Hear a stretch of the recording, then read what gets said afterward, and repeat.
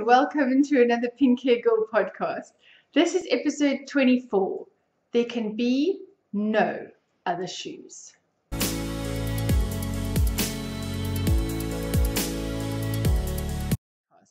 My name is Sally Jane, and I sometimes forget to do this first part. I think I've even forgotten before to tell you who I am.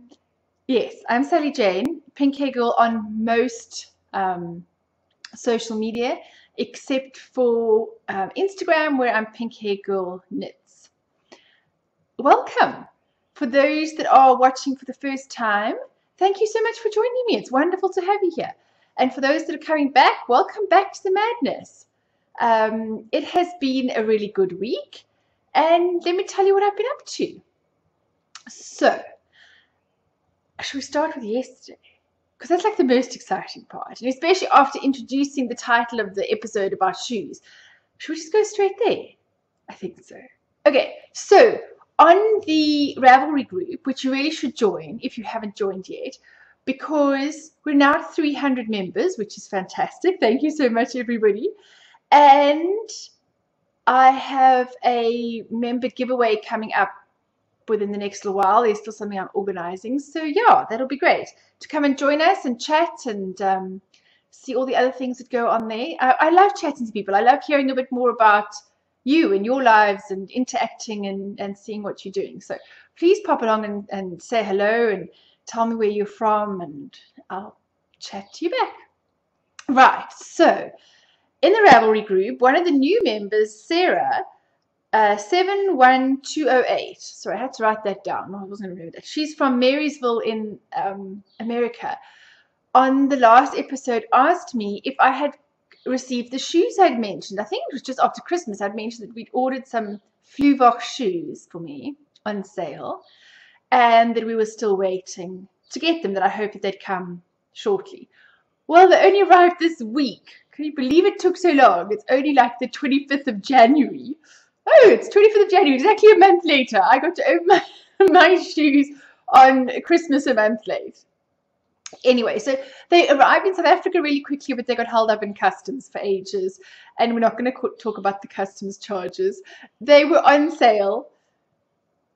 Yeah, which is a good thing. And then after all the shipping and import duties and all the rest, they weren't so much on sale anymore. Anyway, then I was starting to worry because they're a bit expensive. And I thought, well, A, what if they don't fit? And B, what if I don't like them? Well, I was really doubtful that I wouldn't like them because they are gorgeous. Like, gorgeous. I don't have a lot of shoes. I'm not a shoe person. But I really like something a little bit different. I only have about 5 pairs of shoes. In the summer, I wear flip-flops. Do you call them flip-flops anywhere else in the world? Like, not sandals, because sandals are kind of sort of strappy things all around, like just a bit that goes between your toe and over your foot. What are those called? We call them flip-flops here in South Africa. Are they called flip-flops everywhere else? I have no idea. Please tell me what those things are called in your country. So I wear those mostly. Well, I actually wear no shoes most of the time at home. And then if I have to go out to the shop or fetch the children from somewhere, then I'll put on those to drive. And then as soon as we get to the beach or whatever, it's no shoes again. And then in the winter, I tend to just wear slippers around the house, you know, socks and slippers because it's quite cold. And then I'll wear some kind of closed shoe to go out. So I don't really have that many shoes. I'm not a big shoe, not like my sister. My sister has lots of shoes. And her dog is eating lots of shoes. For those of you that like dogs, have I mentioned this before? I don't know. If I have, I'm sorry. And if I haven't and you're new to this, go and follow George and the Muttley Crew on Instagram. And to see my nephews too, George and Nelson, and my niece Lily. They are dogs, my sister's dogs. And George is hilarious. Like, I mean, hilarious. This dog chews, and his facial expressions are just the best. That dog is so funny. So if you like dogs and Labradors and goofy dogs in any way, go and follow George and the Muttley Crew, and you will see how many shoes of my sister's that George has chewed. There was one shoe, like a pretty high heel shoe or whatever, and it was all chewed up. And I thought it was her Jimmy Choos, but apparently it wasn't. It was just some other expensive pair of shoes that he'd eaten. Anyway, so I mean, my sister is a real shoe person and has your beautiful stuff and immaculate home and all that. I don't, but I saw these Fluvox shoes once, and I have been coveting these for so long, but they're very expensive with the exchange rate and the postage and all that.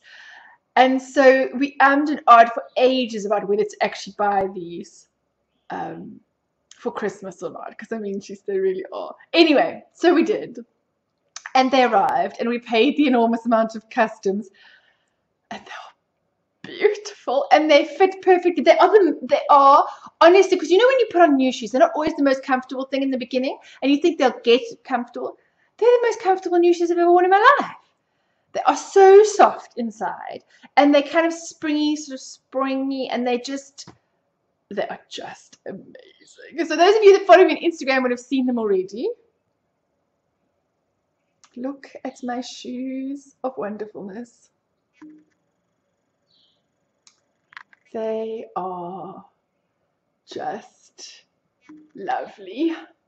And these are the pink and yellow ones, and this style is called Liz. And I got a US 11. Yes, that's how big my feet are. Well, they say that you should go up half a size. And I'm a South African 8, which I think made me a ladies 10.5 or 10 in America. Yeah, I think maybe ladies 10. And to go up half a size would be 10.5. But I thought if I ever wanted to wear these with my hand knitted socks, which is where I actually saw the Fluvox shoes for the first time. I saw them in a book about socks. It was from the Cooperative Press, I think. I think it's called Bigfoot. I'll insert it in the bottom. It was and all the socks are modeled wearing different brands of Fluvox shoes. And so then I went to go and find out what these shoes were, and you know, have been stalking their pages for ages. Anyway, so this is the Liz. And it's got these little, you know, Mary Jane buckles, and it's in pink and yellow, and it's got like the little, I doubt you can see it, impression on here which says Fluvox. I don't know if you, maybe there a little bit you can see, yeah. And then underneath it says F is for all things that give hope, and it says you must be, this little bag, the little shoe bags, you know, about stepping out and being different and finding things that are a little bit unique. And it is really, I mean, like inside here is seriously sort of springy, and it's just made really well. There's a nice arch, and you know, supported arch, and it's just lovely. It's so lovely. Oh, I don't think I can wear, I didn't want to ever take them off. I wore them all day yesterday. I did threaten to wear them to bed. But it's actually, well, today it's not so hot. Yesterday it was really, really hot. So when my feet got very, very, very hot in them, I finally decided I might need to take them off. And I resisted wearing them to bed. But they are, if I lived in America and had lots of money, I'd only wear these shoes. I would just buy all the different kinds, and I would only wear these. Some are not quite me. So there are some that are quite a bit odd. And there are some that are more normal. And there are some that are just lovely. And there are lots that I would wear. And they've got beautiful boots and all sorts of things. And so those are my lovely shoes. And so for those of you that don't really like shoes, or think that my shoes are ridiculous, as my daughter says, I'll stop raving about my Fluvox shoes. So Sarah, I hope you watched and you saw my lovely shoes. Yes, it is my lovely pair of shoes. Oh, how can I put them together so it looked like a pair of shoes? Hey, not all silly. Oh, lovely, lovely, lovely, lovely. Yes. So that was the one very exciting part about this week. And the other one, for those of you again that follow me on Instagram, will have seen my chicken drama all week. Yeah, it seems to be all about chickens around here, isn't it? And I have to thank everybody very much for all their support and kind comments on Instagram about my sick chicken. I mean, people sort of share their dogs and cats and stuff, and people have a greater affinity towards these sorts of things. So by the time I was kind of posting my third or fourth chicken picture of the week, I was thinking, oh my gosh, everyone's going to think I'm spamming them with chicken stuff. And not everyone thinks chickens are so nice.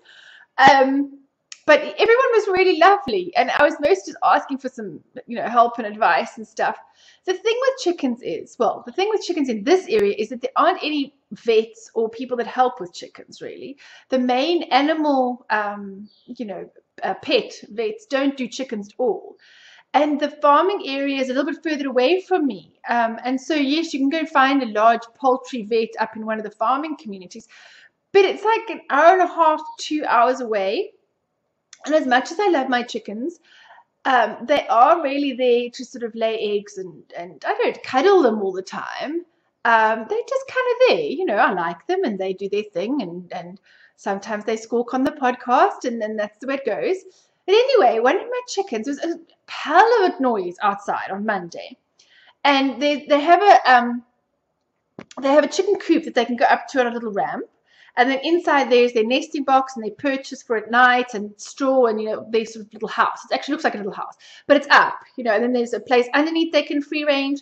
There's a ramp down, and they actually free range right out a big area of the garden. And there was a racket, and one of the chickens was standing on the ramp to go up into the chicken coop. And she was standing there, her head was right down, like almost touching, her beak was almost touching the floor. And she was just standing there. All the other chickens were trying to either get in or out of the coop, and were squawking like crazy because she was in the way. And she just wasn't moving. And so Caleb went to fetch her and put her in a box and brought her out, because the one entrance, my Granadilla has grown over the one entrance. So there's just a small entrance, big enough for a child to crawl through on that side. The other side, I could open the door and get in and stuff. So Caleb went in with a box and put her in the box and pushed her through, and we took her out. And I didn't think she was going to survive at all. We put her in a box with some straw and some food and stuff. But she was, if I held the water up to her beak, she'd drink a little bit, but she was really like hardly anything. And was it Monday night? I think Monday night the geek helped me with, because I was really worried she wasn't drinking much at all. So Monday night the geek helped me. Monday or Tuesday night the geek helped with actually squirting, excuse me, water down her throat, with a spray bottle, because she was really not. She put her head down and she would hardly pick it up. It was like she couldn't lift her neck. I don't know what was wrong with her. And so I was really worried. So with 6 chickens, you always separate them from the flock, and then you kind of hope for the best, really. And we made some yogurt because she needed probiotics. So you kind of do things like probiotics. This is all I've learned. For anyone that's got chickens now, these are the things I've learned that you can try if they're sick. So you probably need to get a syringe, and you need to, if they're not eating and drinking, and check their poop, because she did one poop in 24 hours, which is not a lot for a chicken. So I had to get a syringe, or started with a spray bottle because that's all we had. And then actually just got to get them to drink water. And then you need to feed them on the right-hand side of their throat, mouth, because the right-hand side of their beak goes down to the crop, and the left-hand side goes down to the lungs. So you want to try and squirt the water down the right-hand side. Anyway, so we had to do this water solution. But the best thing to get is 2 things. Apple cider vinegar, which apparently you should have a couple of drops in their water all the time. It just helps against parasites, and it helps against bugs, and it helps against all sorts of things. Just a little bit of apple cider vinegar all the time in their water. And the other thing that is a powerful, almost antibiotic as such. And I read an article that was saying that chicken farmers that are organic and don't like using antibiotics are now using this oil of oregano, and you get it here in one of those soft gel capsule forms. And one of my friends that lived down the road, I eventually said to her, please come and help me. I don't know what I'm doing. And I know that she's nursed a couple of sick chickens. And she came around with the oil of oregano and the apple cider vinegar, and she said, do this. And so you just make up their water with the couple of drops of oil of oregano and a little bit of apple cider vinegar and a little bit of Himalayan salt, for the, but like a little bit. I mean, chickens are small, so imagine how much you make for it, like tiny amount for a chicken. And we just, every 2 hours was squirting water down, fighting with her to squirt water down her throat.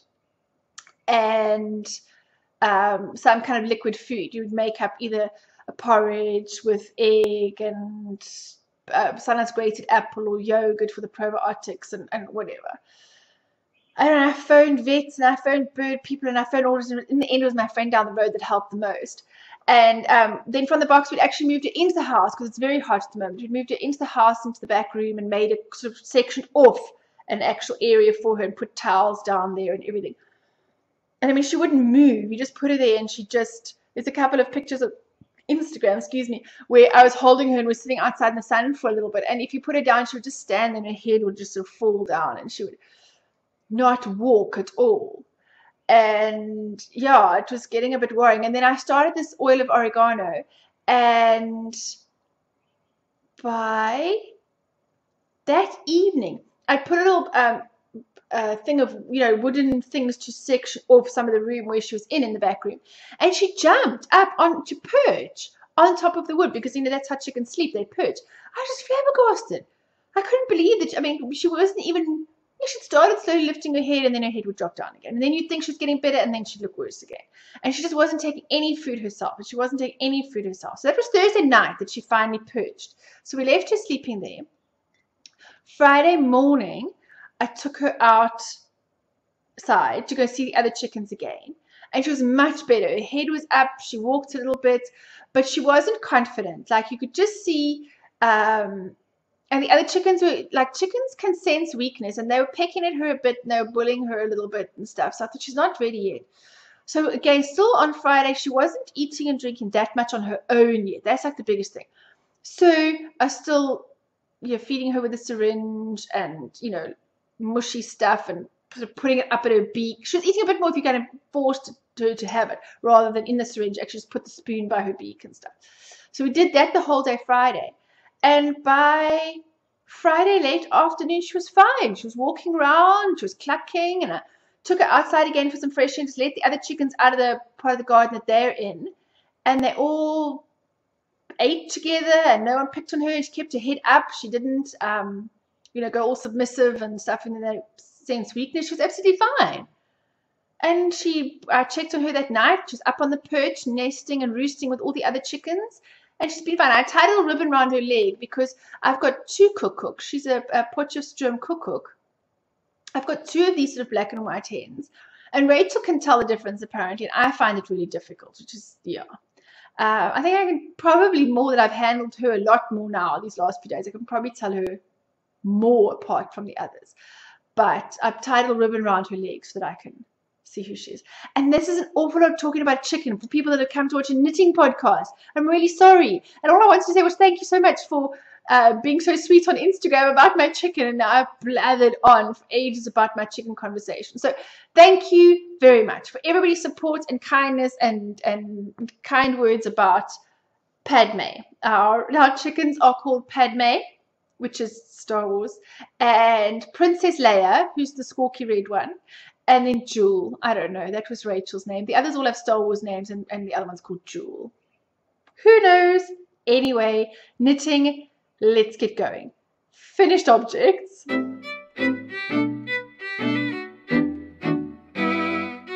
Right. So, what was I knitting last time? I was knitting the second lapsang hat for my sister, which is looking very orange. This camera really seems to throw things out very orange. So, here's my lapsang hat, which is very lovely. And as I said, this is the one that's completely reversible, so you can have it this way as well, which is great. So I now have two lapsang hats for my sister, who is coming on the 2nd of February. I haven't seen my sister in 3 years. She lives in England, and thank goodness for technology, because we, have a little WhatsApp with my mom, and we chat and send pictures and stuff, but I haven't actually seen her in 3 years. So I made her, for those that didn't watch the last episode, I first made her this one, which is out of baby alpaca, which is like, I mean, I know yarn is soft, but this is like soft on a whole new level of soft. This is like candy floss in your hands. Do you call it candy floss? Do you know what it's called in Afrikaans? It's called spookasem, which a direct translation means ghost breath, basically. That fluffy, sugary, they stuff it at the fair, and then they spin it around like this, and it makes soft. Is that called candy floss? See, I'm asking you guys loads of questions about what things are called where you're from, because I don't know. In South Africa, we call it candy floss or spookasem, which is ghost breath. So anyway, my sister's hat feels like a spookasem. and it's lovely, and it's amazing. But Caleb was sneezing. Those of you last time will remember that when I was knitting this, Caleb was sitting next to me sneezing, and he's my slightly more allergic, asthmatic child. And my sister has been an asthmatic all her life, and is very allergic to cats and very allergic to all sorts of things. So I was very worried my sister was going to be allergic to a hat. So hence hat number 2, in case she was allergic to hat number 1. Then I have gifter's anxiety. I swear, what do I do? I'm making a gift. I'm spending my time making a gift, and I know she will appreciate it. She's a knitter, and she's extremely knitworthy. And I made her this red, it was what I had in my stash, this sort of bright pink hat. And then I thought, what if it's too pink? I like bright pink. My sister's a bit more subdued than me. What if she doesn't like bright pink? Maybe she doesn't want to wear a bright pink hat in London. I even knit her another hat. So I made another hat, which is, oh, come on, really? You're doing a knitting podcast about your finished objects and whips and you don't even bring it? No, come on. I finished it last night, right here. Oh, here. No, that's Claire socks. Oh, seriously. I may have to pause this and find the hat. Oh, for goodness sake. Oh, no, here it is. Here it is. Crisis averted. Sorry. So I decided to knit another hat, but now I don't have any more bulky yarn, and I really can't make a third Lapsang hat. Wait, before I go on any further, talking about the Lapsang hat, Claire Devine, this is the hat patterned by Claire Devine, who is a very good friend of mine and an amazingly talented designer, and she has offered us 3, not 1, 3 digital copies, PDF copies of the pattern to give away for the podcast. Isn't that amazing? So I opened it after last week's episode, and it will run until Saturday next week, which I think is the 30th or the 31st. Whatever Saturday is next week, the Saturday night I'll close it. And then on Sunday morning when I do the podcast when the kids are swimming, I will draw 3 winners. Isn't that amazing? And there is also a discount code, a 33% discount. Kelly likes 3s. So there is a 33% discount code. It's an exceptionally generous discount on the hat, on Ravelry, and I will insert the code here because I can't remember. I think it's PHG for Pink Hair Girl Lapsang. I will insert it here just so you get it right. Go and use that. If you want to wait and see if you're a winner, the discount code will run until the week after that, which I think is the 9th. So it'll run for, until the 9th to give you some time after when I podcast with the winners to tell you if you're a winner or not. So go and enter the giveaway, because with 3 patterns, there's a really good chance of winning. And it is an amazing hat. It's quick. It uses, a bulky weight yarn. It's reversible. You can knit it in about 3 or 4 hours. And it is now my favorite quick gifting go-to hat. And I need to make myself one. So potentially, my sister has 2 Lapsang hats, if she likes both colors. If she doesn't, if she's allergic, and if she's not allergic to this one, if she's allergic to this one, I have a baby alpaca Lapsang hat, which I really like. And it, it looks nice with my pink hair. Look at that. So then I have a Lapsang hat. And if she thinks the pink is too bright, I might have 2 Lapsang hats. So then I was rooting around in it started before that.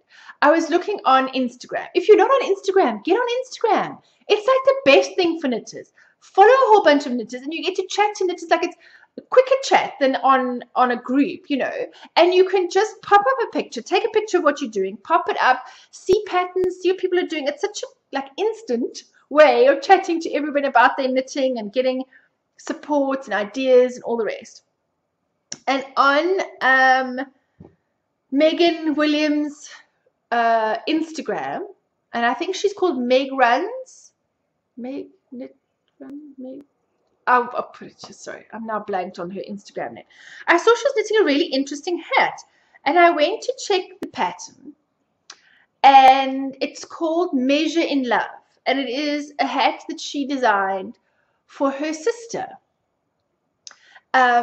in remembrance of her sister. Her sister died a while ago. I tend to think I want to say something like 10 years, but I'm not entirely sure how long it's been.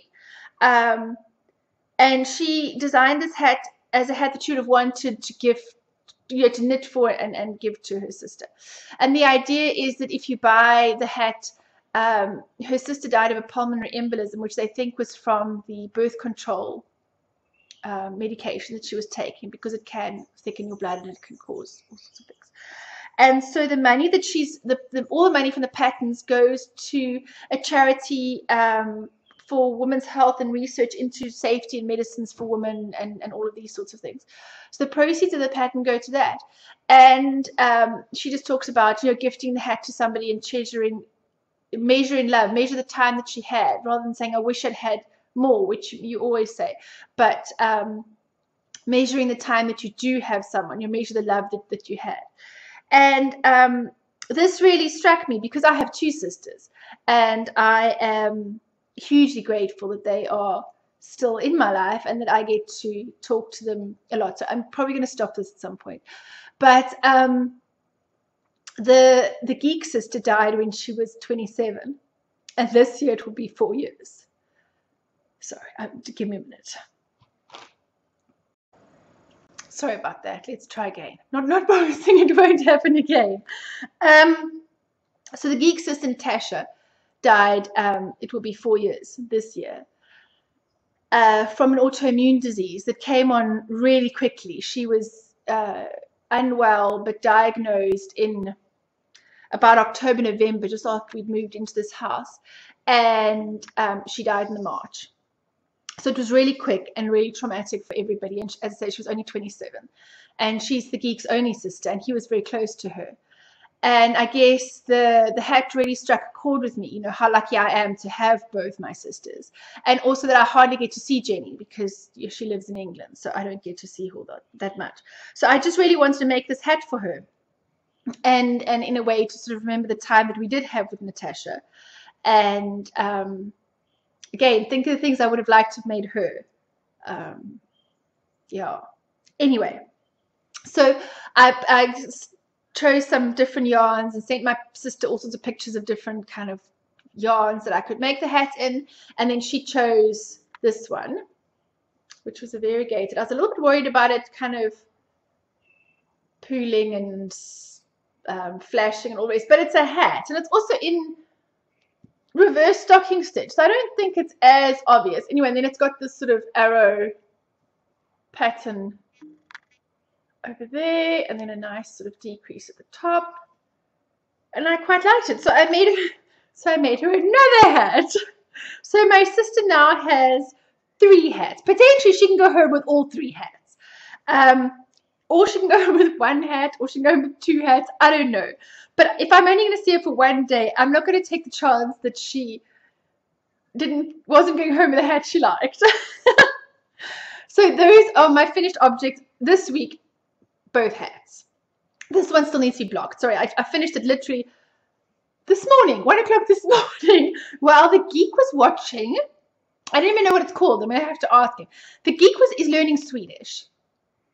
And he was watching a Swedish kind of detective series thing last night. It does have subtitles because I don't think he's totally fluent enough to not need some of the sort of subtitle help. So he was busy. We had virtual knit night, which finished quite late. And then I came to sit and finish the hat on the couch while the geek watched Swedish series. Anyway, as one does. So this one still needs to be blocked. But those are my finished objects for this time.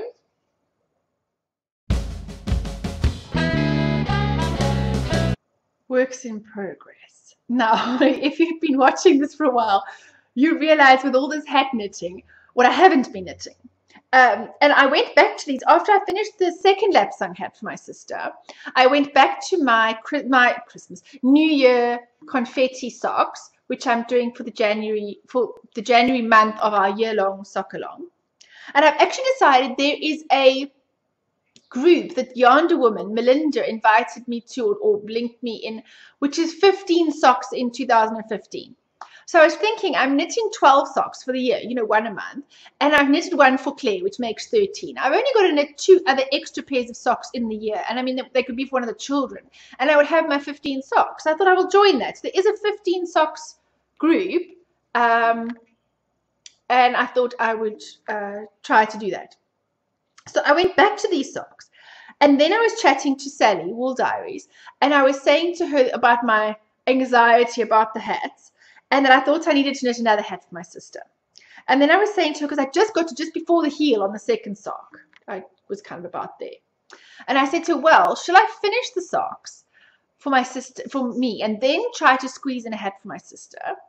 And she said, no, I must do my sister's hat first. So I had permission from the whip police, because Sally doesn't like people having lots of whips. She says you don't get your knitting finished if you have too much to knit. Anyway, I do like a variety of things to knit. I like a variety of different weights of things to knit, different yarn weights, because then it doesn't hurt, or different gauges. The weight's not so much, like if I'm knitting a lace project on looser needles, or a shawl, you know, sock weight yarn on looser needles, and then socks or whatever, then that's, you know, great. Then I find that eases my hand from, if I knit too many socks or too many things on a small gauge, I find that will eventually start to hurt.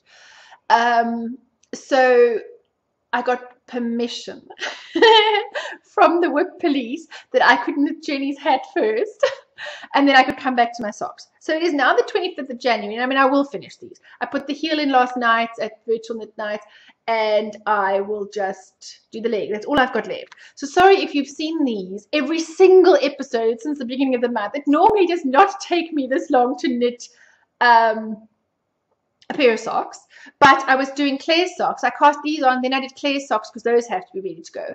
And then I have done 3 hats for my sister, and now I'm finishing the last ones. But I should be finished by the end of the month, so that's not going to be a problem.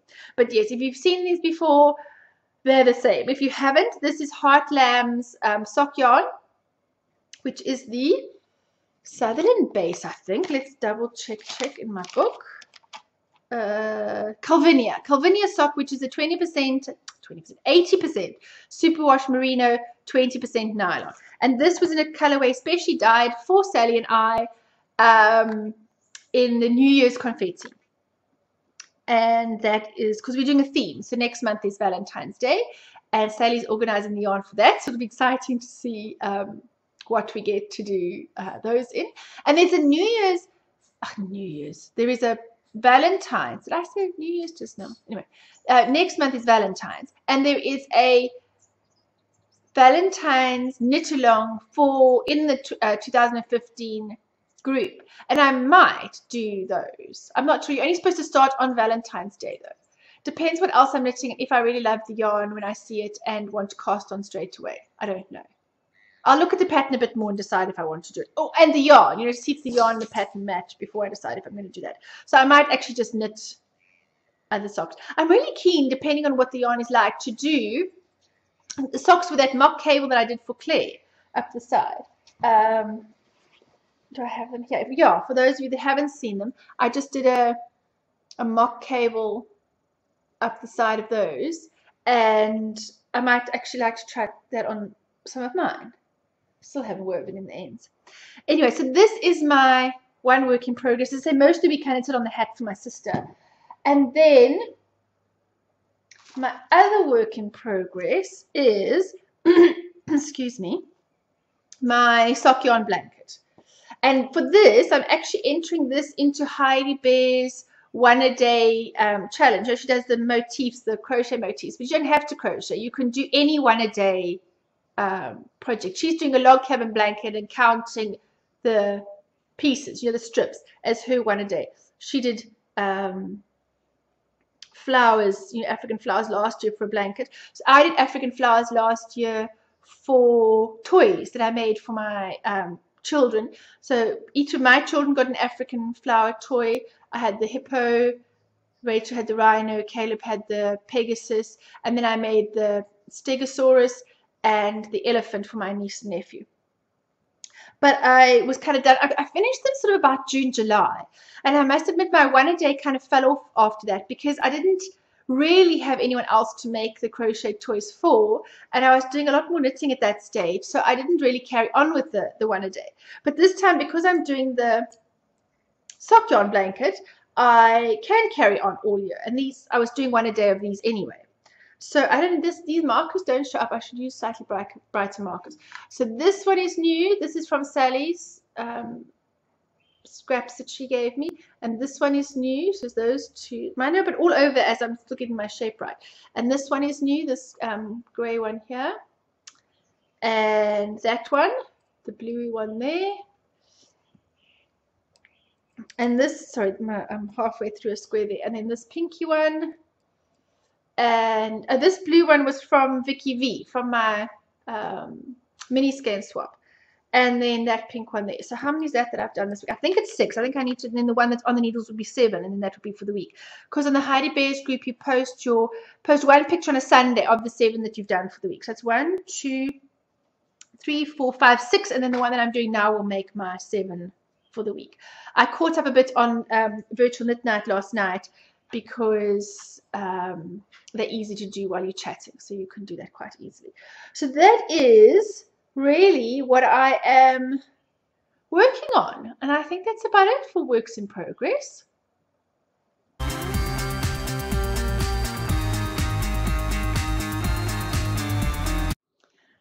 Somebody asked me what podcasts I watch, and I watch quite a few, so I'm not going to just rattle off a whole list now. What I'd like to do over a few episodes is just tell you a bit about a few of them, and then, you know, over time kind of tell you about different ones. I'd rather be able to tell you a bit about them, why I like them, why I watch them, whatever.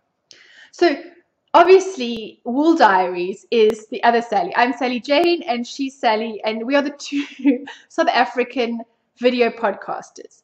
As far as I know, the first podcast I ever listened to or watched or anything was an audio podcast by Shiny Bees.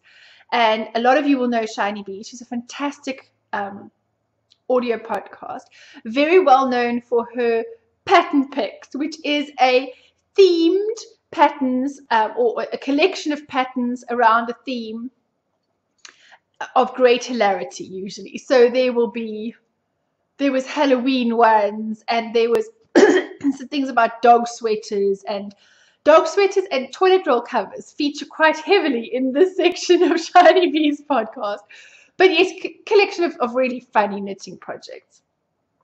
And she's now moved to, she was in the top part, the northern part of South Africa with her husband, and I think they were here for about 2 years, and they've gone back to England. So her podcast now is very much more British flavored, if you could say, although she's in Scotland. But she started in South Africa. She was up in the sort of northern part of South Africa, and she started her podcast here, telling people a bit about what South Africa was like. So I think she was the first knitting podcast out of South Africa, and still one of the very few audio podcasts that I listen to. I don't know, I don't listen to that many. If I'm going to sit down and listen to something, because I find it very distracting to listen if I'm doing something, because then I miss it or whatever. So I don't always, if I'm listening to a podcast, I'm sitting listening as well. And I'm very visual. So I like to be able to see what the people are talking about.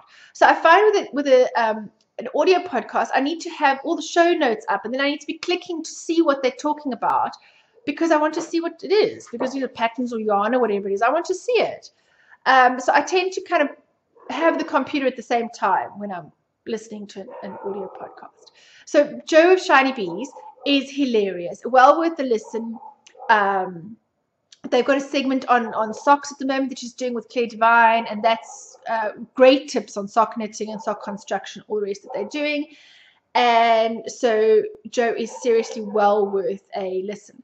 And a bit later on, I'm going to tell you about something that she's doing with her Golden Skein project. So anyway, but on just the podcast bit, Jo from Shiny Bees was the first South African audio podcast, as far as I know. And then Sally Wool Diaries and I do the only, as far as I know at the moment, video podcasts from South Africa. Yes, like Sally and Sally, but you know, it's funny. And she's hilarious, like seriously hilarious. And my absolute favorite thing on a Tuesday is to wait for Sally's podcast to come out. So you have to go and watch Wool Diaries. It's Wool Diaries on YouTube, on her YouTube channel. Just search Wool Diaries, and on Instagram and on Ravelry and on everything else. So go and check out Sally. She is very funny, and she's often challenging me to do ridiculous things like lug Adam around my living room. Anyway, so yes, that's the first one. Go and check her out. And we often talk about each other, so there's often sort of corresponding stuff going on. Right, so that's the first one. Go and check out Wool Diaries. And then what other podcasts do I watch? I watch quite a few. One of my other favorite ones is Knit All the Things, which is by Cara.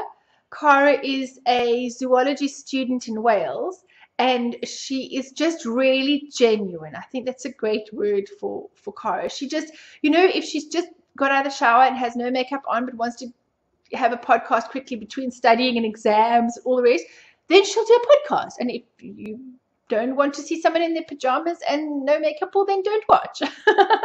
You know, she's just really real and genuine, and is a new knitter but enthusiastic and willing to try new things, and tells you about all the stuff she's doing and her life as a student, and tells you all about her zoology, and she's really great. I love Cara, love her podcast, and she's just a great person. And also she helped me organize a Wombles mug. So, I mean, like, you know, that just makes you seriously cool. I saw that she had one on her Instagram, and I said, oh my gosh, that's so cool. I must try and get my sister to get one. Not knowing that you don't just buy them at the shop. You have to stalk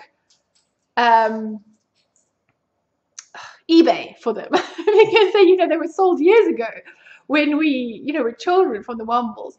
And so she found one on eBay for me, but I don't have an eBay account and you have to site. So she bought it for me and got it all organized to ship to my sister, and then I just PayPal'd her. So that was really sweet. So she helped me get a Wombles mug. So hopefully my sister will be bringing that back. So go check out Cara. Her podcast is called Knit All the Things, and she's lovely. We like her very much. And then I think I'll mention one more today. No, I'm going to mention two more. One is Bakery Bears, but I think anybody that watches knitting podcast knows the Bakery Bears, Dan and Kay, and they're also in England, and they are lovely, and go and watch them. We like them a lot. So there's the Bakery Bears. And the last one I'm going to mention, a while back I told you tips for watching or choosing new podcasts. I said watch the most recent episode first, because then you get a feel for how the person is, because they kind of relax into themselves in their own style or whatever. And then go and watch the first episodes if you like it, and back, you know, watch things if you want to. This advice does not apply to the next person, because their first episode is hilarious. Well, not in a bad way. I mean, but you must go and watch Knitting Annie. Her first episode. She's so cute. She was so nervous about her first episode, and she had to do so many retakes. You know, you start and you check, and you want to check the light and the sound, and what do you say? She was so nervous that every time between takes, you know, like trying to get it right, she would have a sip of gin. She was quite relaxed by the time she recorded her first episode. Her second episode is actually more nervous, more like a first episode, because there's obviously not the gin involved. I mean, she's not drunk or sloshed in any way, but it is so funny to hear her talk about how nervous she was the first time, and she had everything set up and the glass of gin just behind. Anyway, go and watch her. She's lovely anyway. Her second and third podcasts are great as well, and she was the one that asked us how to say rooibos for rooibos tea. So Knitting Annie on YouTube. I think she's on her third or fourth episode now. Very new podcast. She does a lot of spinning. Really, really nice person and very funny. And her first episode is definitely worth watching first. She's great. So I really like Knitting Annie. So those are the ones I'm going to talk about this time, and then next time I'll include some more, because otherwise you rattle off so many names that nobody can get a feel for them, you know, what they talk about and stuff like that. So those are the podcasts I suggest you check out this time, and I will mention more in the sort of podcast section another time. Is coming to a close soon. One more week to get in your finished objects. We've had a knit along. Anything knitted between the 12th of October last year and the 31st of January this year counts to the knit along.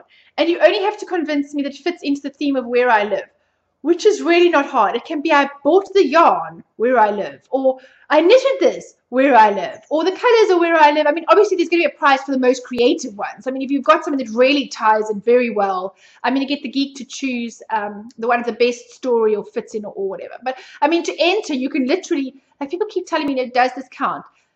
It will count. Just like, you know, anything. My granny gave me the yarn and she comes from somewhere where my family originated. Oh, what? Like, seriously, anything. The color reminds me of the sea where I live. Or, yeah, as I say, I knitted it in my house where I live. It's good enough for me. I knitted it on the bus to work where I live. So, into your finished objects, they can be knitted. And somebody asked me, could they be crocheted? Yes, they can. Crocheted objects are absolutely fine. Any kind of finished object, knitted, crocheted, that sort of fibery related stuff. What else is there? I guess you could even enter spinning.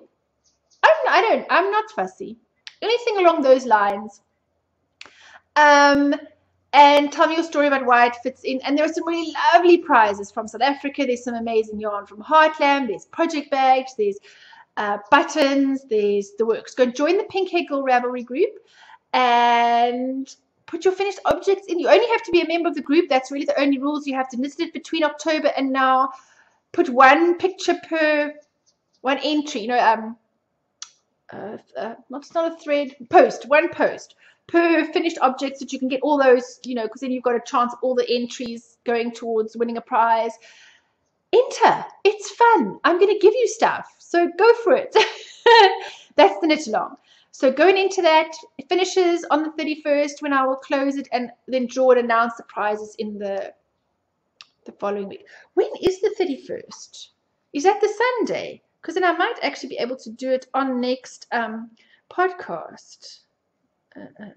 Calendar. Let's just have a little look. Your Saturday is the 31st. So if I close on Saturday, that thread on Saturday, I can do the draw on next week's podcast. You have a week, people. Go and enter your finished objects. There have been, I think we're in the 90s of finished objects or something. 90-something finished objects. Go and enter your objects. I'm very excited to see what you're making. Some lovely prizes from South Africa. So that is very exciting. Go and do that. What else did I want to tell you? There was the knit along. And then there was something else. Don't know. Oh, my hair. Some of you will notice my hair is different. I don't like it when my hair grows out. Let me be clear. I love having pink hair. And you will see if you've watched my episode about why I have pink hair. It'll tell you all about why I have pink hair. And then I really love having it. But my hair grows quite fast. So it looks awesome, like newly dyed, gorgeous pink hair for about a week, 2 weeks. And then until I dye it again in 7-8 weeks time, it just starts to grow out more and more and more. And then you see the roots, and then I don't like it when the roots show. And I don't want to dye it any more frequently than that because you have to bleach your hair. So, and I don't have dye at the moment because it's still got to come with my sister from England. I was supposed to get it with my dad last year, and some of you will know that my dad didn't go because my mom got sick. And so I don't have any hair dye at the moment, and I don't like the stuff you can get here because it doesn't last as long as the hair dye I use. And so my roots were growing out. In the last few episodes, you will see that I'm wearing some or other kind of covering up. But I mean, the roots were kind of growing out about like this. So I thought, what about if I actually let the top grow out more? And I have it more like a dip dye just on the end part rather than the whole thing. So I thought, well, to get it to that stage where it's grown out that far, it's going to take forever and it's going to look really rubbish in between. So I thought about kind of blending it between what's growing out and the pink that's dyed already and then the sort of end that I'd like to sort of keep pink. I mean, this needs a touching up with pink anyway, but it's just I don't have any at the moment. So this needs to be brighter pink. So you can imagine this is going to be a brighter pink. And then, so I got a box hair stuff. The hair dye. There we go. Hair stuff. Emma always moans at me because I call things the thingamabob or the what's his name or the stuff or the, I speak faster than I think. So I often not have thought of what it is that I want to say. And so I'll say the doodle or what's his name or the thingamajobby. Or can you just pass me that thingamabob? And then he's like, but the funny part is that he normally knows what I want. And I think that irritates him that without me even saying what it is, that he knows what it is anyway. Yeah. What thingamabob would you like? Sorry. So I decided to try this sort of box color, browny, slightly reddish color. And I tested it against Rachel's hair. I made her stand in the shop and took photos of the hair dye against her hair and sent them to Sally as we were discussing which one would be close enough to Rachel's hair color is like my original hair color. So, and then I got this sort of brownish color.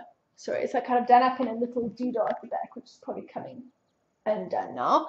I don't even know if you could see that because I just turned around. Hopefully you saw something. And so we put this brown on. Emma helped me. So it kind of blends this. But on Instagram and places, you'll see that over the pink, it's kind of like if you over dye your yarn, you definitely still see the pink color in this part, which I don't mind at all. I actually quite like this sort of over dyed color. And then it sort of fades down into this. Ooh, that's made that blurry now. Hello. Oh, there we go. Focus on me again. It goes down into the pink color. I think I like it. I think I like it better than my roots growing out. First prize would be if I could grow pink hair. That's what I want. I want to be able to grow pink hair and never have to worry about dyeing my roots or dyeing my hair. That is the ultimate goal. But at the moment, seeing as I can't have that, I'm wondering from a maintenance point of view, whether it might be easier to have, grow out my hair a little bit. And then, so eventually I won't dye this at all. This will just be sort of grown out. And then just have the bottom part pink. I'll always have some pink hair. I mean, I'm the pink hair girl. I can't not have some sort of pink hair. But after almost 5 years now, it's a lot of maintenance. Every, should be 6 weeks, but we kind of push it to 7 or 8 weeks. Doing your hair, it's quite a high maintenance job. And the geek hates doing it. And he's very sweet and he does do it for me and all the rest. But I thought maybe a change was as good as a holiday. And after I did the Why I Did Pink Hair episode, I realized I don't have to have pink hair to be happy anymore. It was a reminder of who I was. And it was a reminder to stay true to myself and all the rest. But I am there. I'm at that point. Of course, I've got the everyday frustrations and, stuff happens in everybody's life. And I'm not saying my life is perfect or glorious and I run around with a big grin on my face every day, but I'm at the place where I'm me. I'm genuine to who I am. I'm living my life as best I can, being me and in my space. And I'm happy with who I am. I am content and happy with who I am. So I don't need my hair to be pink to be that anymore. I'm still going to have pink hair, but that was quite a big thing to realize that, I was there already. I was at the place where my hair doesn't define my happiness anymore. So that's why I have slightly different hair this time. Don't know what you think about it. You can tell me what you think about it. As I said, the ends need to be done. I think the last time I did it was like the 29th of November. So it's quite a long time. So the ends really need to be brightened up. And when my sister comes on the 2nd of February, she's bringing more hair dye for me and I'll be able to brighten up the bottom part again. So that will be quite nice. And that's why I have different hair. And I now think that I've babbled enough for this episode. Thank you to everybody for your support for the Geek and my dancing langarm last time. And there were some comments about that and about Afrikaans music. There were quite a few questions about why we didn't langarm to music. And one of the reasons is that sometimes if YouTube picks up music playing in the background, and I know when Dan on the Bakery Bears was doing something about what's on your stereo, and he was talking about music he liked and played a clip of music, they actually could not insert that into the video because YouTube picked it up as music and asked for the license for music. So YouTube, rightly so, can sometimes be sticky about licensing for music that you've got playing, or inserting a clip of music or whatever. So we were a little bit careful about music, but people have spoken about music, those that are from a more Afrikaans culture, and that and music is an integral part of the whole, Soki Soki and Langarm and all the rest. And people have asked, the geek to talk a bit about the music and Afrikaans culture and music and stuff, and he will. I'm not sure if it'll be this episode. I might give him a break from this time, but it might be next time. But he will do something on Afrikaans music. He doesn't listen to terribly traditional Afrikaans music, but there are some bands that he really does enjoy. Hevels Fantasties and so on, which are well worth a listen to. So I think what we'll do when we do that episode, because I really blathered on long enough, and I don't want this to be too long after all my chicken and shoes and all the rest. I think we'll do that next time, and I will try to keep my sections a bit shorter. And then we will, either in the show notes or in the Ravelry group, put the actual YouTube clips, links to the different songs and the things that he quite likes, because it's very hard to include it on the podcast. We've got to be careful with music and licenses and stuff like that. So you may see the geek after this. He's busy taking the children to swimming, but I don't know if he's up to recording again this time. So we'll see. Otherwise, next time we'll do the music segment with him. Thank you so much for watching. Thank you everybody for your wonderful comments. Please come and join the Ravelry group. I love chatting to you all. Don't forget the giveaway, Claire's lap song giveaway, which is until next week. Get your finished objects into the knit along, and I will see you next time. Bye.